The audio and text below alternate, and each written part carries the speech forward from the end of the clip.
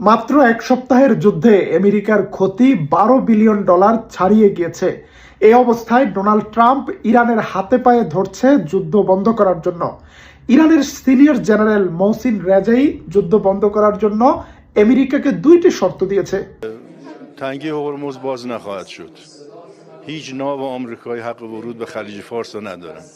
তিনি বলেছেন যুদ্ধ বন্ধ করা এই মুহূর্তে আমাদের হাতে, এবং এই যুদ্ধ বন্ধ করতে হলে 1 নাম্বার, ইরান রাষ্ট্রের যত ক্ষতি করেছে আমেরিকা তার ক্ষতিপূরণ আগে দিতে হবে।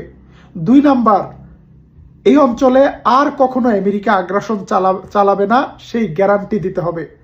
আর সেটা তখনই সম্ভব হবে যখন আমেরিকান সেনাবাহিনী পুরো পারস্য উপসাগর এলাকা থেকে নিজেদেরকে সরিয়ে নেবে।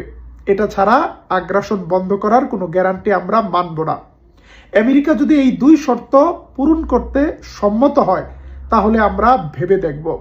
কি মনে হয়, আমেরিকা এই শর্ত পূরণ করবে?